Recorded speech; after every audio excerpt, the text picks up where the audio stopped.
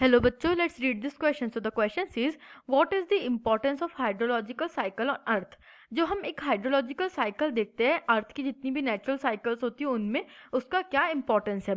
की कंसेप्ट देखते हैं। Key concept is water management. Hydrological cycle is related to water management. Let's see the answer. Hydrological cycle is a cycle in which water is renewed and recycled. Hydrological cycle involves the continuous circulation of water in earth atmosphere system. The core water cycle is the motion of the water from the ground to the atmosphere and back again.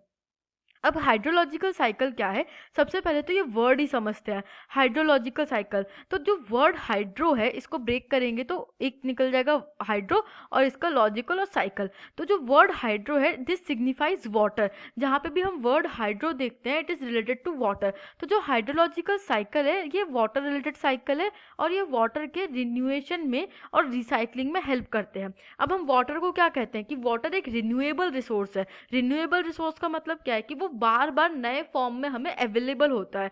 इतने सालों से अर्थ का evolution हो रहा है, सब हो रहा है, बट अभी तक के कभी पानी खत्म क्यों नहीं हुआ? क्यों? क्योंकि वो रिन्यूएबल रिसोर्स है, वो बार बार हमें अलग अलग फॉर्म्स में अवेलेबल रहेगा।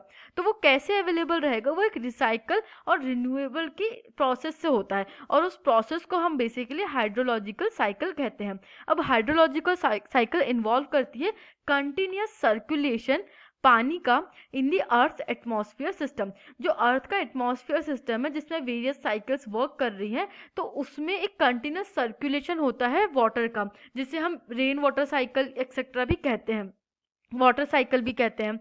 द कोर वाटर साइकिल, जो वाटर साइकिल है कि पानी पहले नदियों से बह रहा होता है, उसको फिर इवेपोरेशन के थ्रू वो कंडेंस होकर के क्लाउड्स में कन्वर्ट होता है और क्लाउड्स के बाद फिर प्रेसिपिटेशन या रेन के थ्रू वो वापस अर्थ पे आ जाता है, ग्राउंड पे आ जाता है। तो ये जो वाटर साइकिल का मोशन है, the water from the ground to atmosphere and back again. पानी पहले ग्राउंड पे होता है, वो इवेपोरेट होकर के एटमॉस्फेयर में जाता है और फिर प्रेसिपिटेशन या रेन के थ्रू वो वापस अर्थ पे आ जाता है। ये जो बेसिक साइकिल है इसे ही हाइड्रोलॉजिकल साइकिल कहा जाता है। अब इसकी इंपॉर्टेंस क्या है? जो सबसे ज़्यादा मेन कीवर्ड है हमारे क्वेश्चन का वो ये है कि water cycle, hydrological cycle is when water is renewed and recycled. जो मेन ऑब्जेक्टिव है हाइड्रोलॉजिकल साइकिल पढ़ने का, जो इंपॉर्टेंस है हाइड्रोलॉजिकल साइकिल का वो यही है कि वो वाटर को रिन्यू और रिसाइकिल करता है। अगर वाटर रिन्यू और रिसाइकिल नहीं होगा तो वो नॉन रिन्यूएबल रिसोर्स बन जाएगा और जल्द ही खत्म हो जाएगा।